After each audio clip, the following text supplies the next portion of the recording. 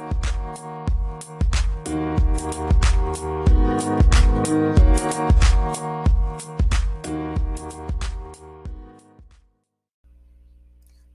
evening. This is your host, Francis, of The Unexpected Detour. It is February 20th, and it's the 20th day of Black History Month. How about that? Black History Month.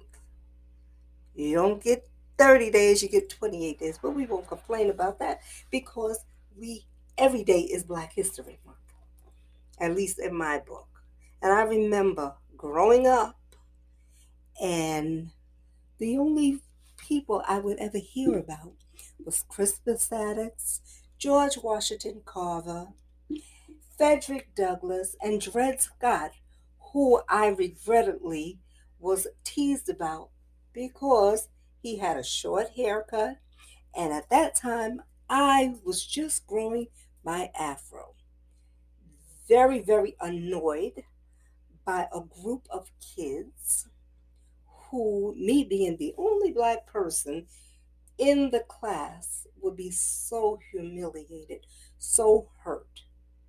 And as I think back, it does still hurt, but with it came growth because I learned that I was much better than that. And today I was having a conversation with someone and I was talking about Black history.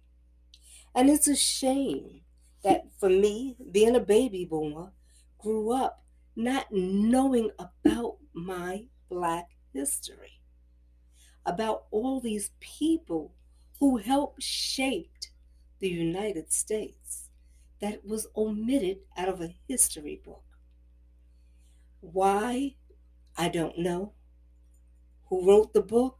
I guess that was their decision to omit that and not give us credit, at least Black Americans, credit for the things that they have accomplished. I didn't become aware of things until I was home. And you grow up in a home and you always hear the parents talking about what was going on. So for me, the thing was Martin Luther King. That was the thing. You would hear about it. I actually remember as a 5-year-old walking on picket lines, singing that song, We Shall Overcome. I remember growing up having to say that we had that album, I Have a Dream, and having to know that speech. But you know what? Me knowing the speech didn't explain to me who Martin Luther King was. It wasn't until the day he was killed and my great aunt began to cry, and I was like, well, what's wrong? I thought she lost her best friend. And that's when she explained it to me. And it's sad that we don't know, as a Black American, I hardly knew anything. I didn't know anything. And it wasn't until I got into high school where I became more versed with Black history. And we didn't learn it in school, but I learned from being in a group of Black girls who knew and who were willing to teach the undergrads of Black history. And I appreciate that. And as time went by, I noticed that they would teach this in school, in college. We're not going to say school, but college. And I would be like, I never learned all of this. Black history, what is this? So much was omitted out of the history books that it's really sad. And it's really bad, excuse me, that they don't give us credit. But now, today, all the gems have come alive. And things that we never knew, they're coming to life. Are they getting credit? Maybe, maybe not. But the fact of the matter is, they're no longer hidden. I remember my son, when he was in grade school, he learned more about Black history in the 80s than I did in the 60s. And that is where I began to learn so many things. just by helping him do his projects in school. And I would sit there and read, and I was like, wow. I mean, just like when I found out that it was a black man that created the street light, Garrett Morris. I was like, whoa, how about that? But we never gave him credit. Black people gave him credit, but he doesn't get credit. And it was sad. And then I look at society today. Us, and I'm going to speak for my own people, black people, who insist on buying kids things instead of teaching them about their history. It is more important to have the new sneakers, have this new game, have this, have that. But have you ever sat down and you've taught your children about Black history to let them know that there are great Black people out there who have done things, and maybe you can take a page from their book and maybe you can see how they did it and you can do it. There's so much missing, I'm telling you. But we don't teach our children that.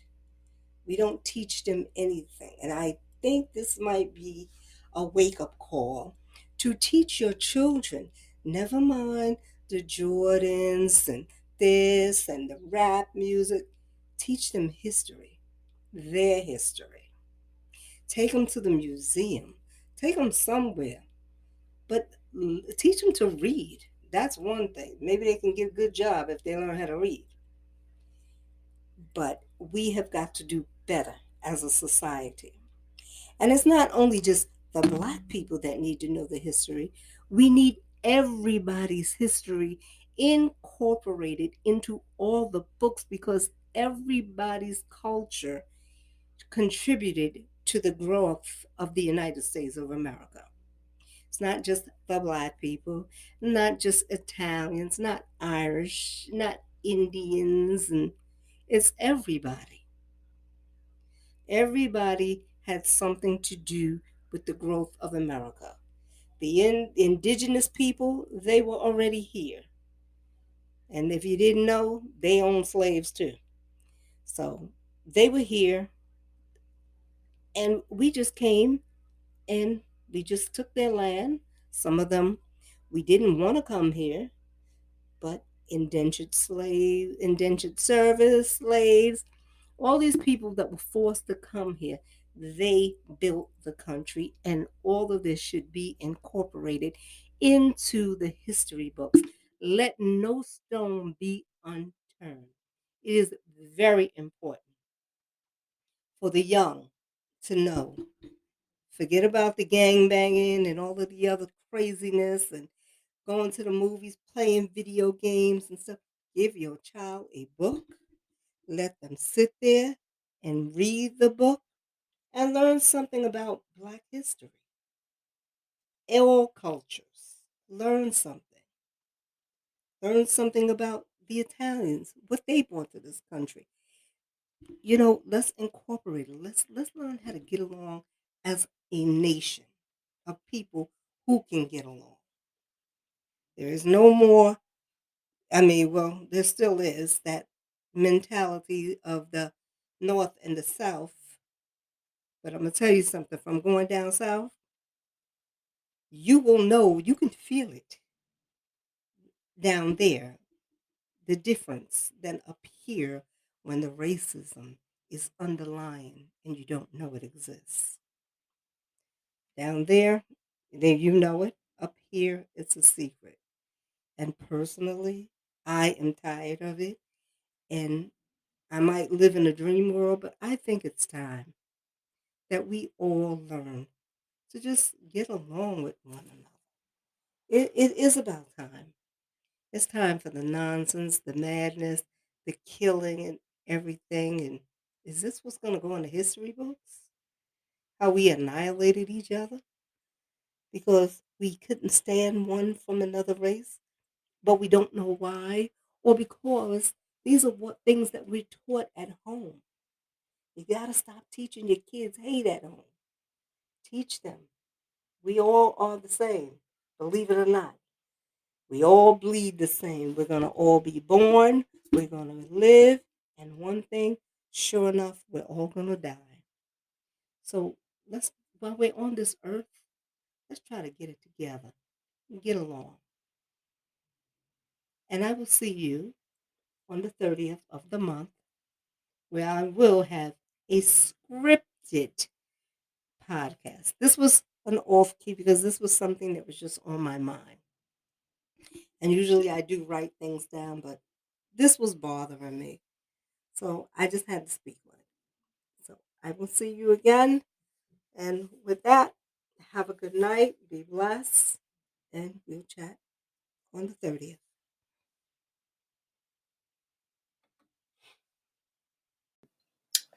The fact is, no one can achieve success by themselves. They say successful people read. That's a fact. And they learn from others. That's another fact.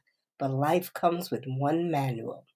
The learned behaviors and the people who are in our circle are our instructors. Frances Hammond here, coming to you with another episode on The Unexpected Detour.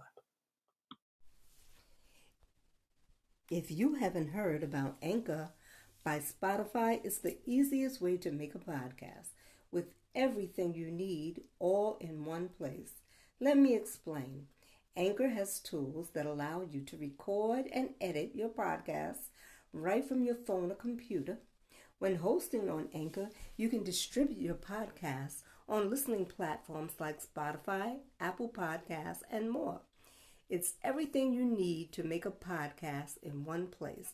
And best of all, Anchor is totally free. Download the Anchor app or go to anchor.fm to get started. I had to give this episode some thought as I do my little surveys every time I ask people questions. So this time my question was regarding technology and what it's doing. And how it started was I started thinking about the cartoons that I used to watch growing up. I sat around and I thought about all the Saturday mornings when I would get up and the first thing I would do was want to watch cartoons. And I thought about the generation today. Do they have any idea who the characters like Tom and Jerry, Popeye the Sailor, Betty Boop, Top Cat, Magilla Gorilla, the Flintstones, the Jetsons, and of course, the incomparable Bugs Bunny with his friend Daffy Duck and Roadrunner and that wily coyote constantly chasing him. Do they ever know? Will they ever know? Will their parents ever show them these things? After completing my chores, I went outside, I played with my friends. We would jump rope, roller skate, ride bikes, hopscotch, hide and seek, play red light, green light, stickball, handball, jacks, and so many games. I can't name them all, but what I can say, they were great memories. On days when the weather was bad and in the winter months, it was the board games I would play. I didn't always need friends to play those games with me because my mother was more than willing to spend that time with me, that quality time, and we would play games together. I remember playing Scrabble. I remember that game because it was those wooden pieces, and I would always want to play. And it helped me learn unfamiliar words and build a better vocabulary. And then we played Monopoly, where I was always a sore loser because I was too cheap to buy property, not getting the concept that the property and the money is how you do it. And I realized later on that owning the property was how the rich live. So perhaps Monopoly was teaching me something, and I just didn't get the concept that this is how the rich was. You own property, people collect from you, and you make residual income. Sounds familiar. residual income because I'm owning property, and the more property I own, the more money I make, and I could just live high on a hog. But honestly, I can say as an only child, I also learned to play by myself, and I had an imaginary friend. And I often wondered, do all children have an imaginary friend? Or was it an only child syndrome that you had this imaginary friend because you didn't have any siblings? I will never know, but I really would like to know if all children had an imaginary friend, at least when the ones that were the baby boomers. I don't know about now. I don't think they need an imaginary friend. So, but we'll get to that part in a minute. That playing with that imaginary friend, it got me to be very creative because I remember my Barbie dolls and how I would take little pieces of material and sew clothes to them. I would take what do you call those pins that you use for your clothes, straight pins that they use to sew it and stick it in her ear and get a little bead on it and make earrings out of it. I'm telling you, you got very creative. The new generation of parents, they don't even interact with their kids because you can give them iPad, whatever, play with it. Turn on this. You know that show that you like to look at. You know that show that you learn your ABCs from. You know that show that teaches you how to spell. That is what's teaching them. It's not the parents. I mean, I understood from my unmanual book that it was that quality time that you spend with your children that creates these relationships. Spending time reading to them, spending time doing things with them, doing things that you want them to know about, but not technology all the time. I mean, I don't get it. And you know what's really crazy? I see parents, they're so impressed by how well their child can use the iPad. And I'm like, are you kidding me? Of course they could use it. You're sitting there looking at you all day as you are on there. You use it, they see it, they learn that behavior, and they are better than you on it. That's how come you're impressed. Because they're watching you. And I'm saying to myself, has technology become the new way to create social skills? It must be. Crazy, crazy that they are interacting with children when they're playing those games. And then it makes you wonder, are they really children they're playing with?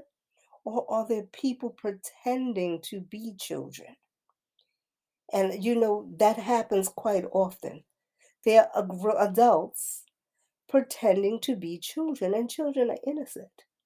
So we set our kids up for that because you allow them to just play these games and you don't know who they're playing with. They're gonna tell you, "Oh, it's my friend. That's my friend." Yeah, okay. And it can be an all day thing, and you're okay with it. I don't get it. You're okay with your child playing a game. You don't have to check on them because they're telling you, "Oh, that's my friend I'm playing with." Yeah, okay. And first, why do parents think it's acceptable for that? Constantly using it on a daily basis. And I'm trying to figure out what is it doing to them physically. I know what it does to me physically. It messed up my eyes from the glare of the screen. My thumb would hurt, which is called carpal tunnel, because most of the time when you're using it, that is exactly what you're using to type with your thumbs. So you end up getting carpal tunnel or some kind of problem because carpal tunnel is called repetitive motion of the wrist. So that thumb going. I often wonder about that. Me, my eyesight, I wear progressives. So I have three things in mind. I already wore glasses, but then when I started using a computer on a daily basis, the eyesight got worse. So now just imagine your child is looking at that well, I see some kids. I saw a lady, let's put it this way, let's backtrack, at the doctor's office, and her daughter had a Facebook account. Her daughter's like 5 years old. What is a 5-year-old doing with a Facebook account? And I see her telling the little girl, oh, send her a friend request so she'll accept it. I'm like, really? And then I see some where they have Instagram accounts. Even though the parent is doing it, I don't understand. Why would you want to expose your children to the world on social media? It doesn't make sense to me. Why would you put them out there? I mean, take your pictures of your family and keep them to yourself. Don't put your kids' pictures out there. And for God's sake, stop showing when you're going somewhere. Okay, now I got that off my chest. Now, for me, every now and again, I pause and I take time to regroup, unwind, and read a book because mentally, I can get so absorbed in the crap on that social media that I get uh, lost in the sauce. So I take pauses.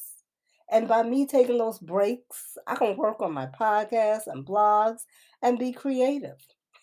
As an adult, my social skills diminished even when I was out with my friends and family because my curiosity had me consumed with the world of social media. Now that's pathetic. If that's what I was dealing with, just imagine what the children and adolescents are doing. Social detachment is another thing that this technology does. You have social detachment from reality, and I think it's contributing to the mental health issues because of what you read. I really think that, sometimes you read so many things online that you get so absorbed and it can be depressing. I mean, every time I look, I would see this young committed suicide, this young one committed suicide. You know how depressing that is? And depression is a part of mental health issues. So could you imagine? And then the kids, they're reading these things. So how are they really absorbing this suicide thing? These are young people, even the adolescents, young adults, they're reading this. What is going through their head? I mean, I wonder what is going through their head. They have gotten so absorbed in this. And the parents, let me just say one thing to you and then I'm going to leave. For the parents who think giving their children technology because it keeps them quiet and occupied, that's a danger. As your children retreat to the rooms of solitude, do you know what's going on behind those closed doors? Of course you don't. You don't know. Do you ever check? I don't think so. So, you know the term, cut the cord? Well, it's time to cut out the technology. Cut out the technology, get back to basics, spend time with your child, and see what is going on in their mind. What do they think about? You know, I think they deserve your undivided attention more than an iPad or a tablet. Have a good night. Stay blessed. And even if it's you who is so absorbed with social media, just take a break. And you're going to see your mind becoming so creative. You're going to be like, well, where has this been? Good night.